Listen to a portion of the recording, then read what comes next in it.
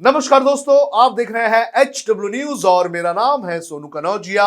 इस वक्त की बड़ी खबर आ रही है लखनऊ के कैसरबाग से, जहां पर एक गैंगस्टर की हत्या कर दी गई है और ये हत्या कोर्ट परिसर में हुई है। जानकारी के अनुसार जिस गैंगस्टर की हत्या की गई है उसका नाम संजीव महेश्वरी उर्फ जीवा बताया जा रहा है। जानकारी ये आ रही है कि जो हमलावर है वो वकील बनकर आए थे और उन्होंने कोर्ट परिसर में ही संजीव महेश्वरी पर गोली चला दी और संजीव महेश्वरी की मौत हो चुकी है। संजीव महेश्वरी एक कुख्यात अपराधी था और कोर्ट में आज उसकी पेशी थी।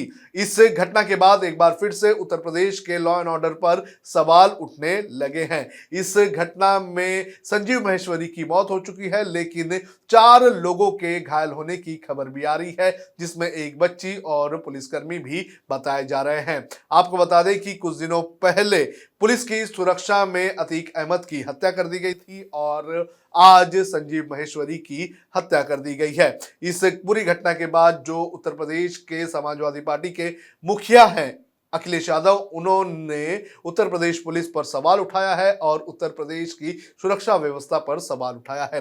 अखिलेश यादव ने कहा है कि जिस शहर में सबसे ज्यादा सुरक्षा की बात की कही जाती है वहीं पर सबसे ज्यादा अपराध हो रहे हैं। आप भी सुनिए क्या कहना है अखिलेश यादव का।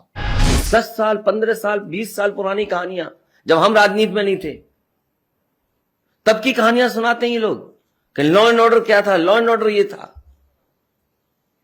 क्या ये कल्पना कर सकते हैं दिल्ली के बगल में 5 महीने में रेप 88 केसेस, किस सेक्टर में कितने अखबार लिख रहा है?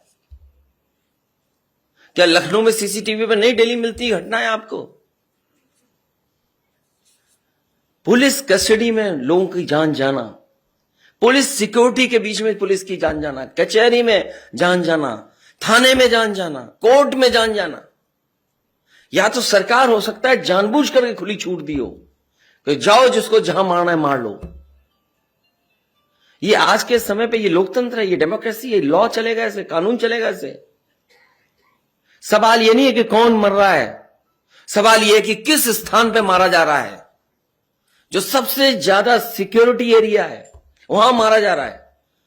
पूरे उत्तर प्रदेश के इतिहास में एफआईआर और जहर खाने के लिए मुख्यमंत्री आवास पे इतने लोग कभी नहीं आए जितने इस भारतीय जनता पार्टी की सरकार में आए। संजीव महेश्वरी उर्फ जीवा की अगर बात करें तो इसे मुख्तार अंसारी का करीबी भी बताया जाता है। अभी वो लखनऊ जेल में बंद था। हाल ही में प्रशासन ने उसकी संपत्ति भी कुर्क की थी।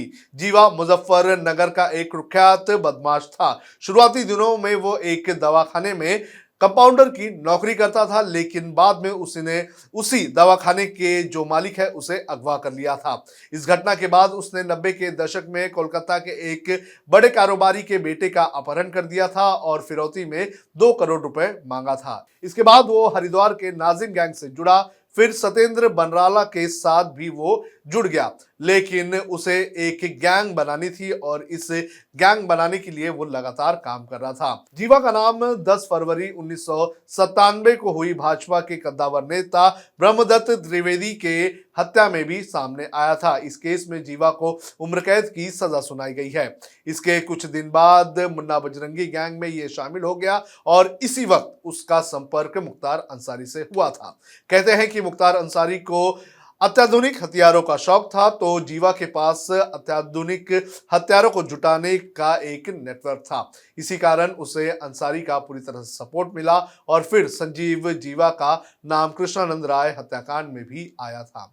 हालांकि कुछ सालों बाद मुख्तार अंसारी और जीवा को कृष्णानंद राय हत्याकांड में कोर्ट से बरी कर दिया गया था। पुलिस रिकॉर्ड के अनुसार जीवा पर 22 से ज्यादा मुकदमे दर्ज हैं। इनमें से 17 मामलों में उसे बरी किया जा चुका है, जबकि 35 सदस्य उसके गैंग में हैं। जीवा जेल से ही अपना गैंग ऑपरेट करता था।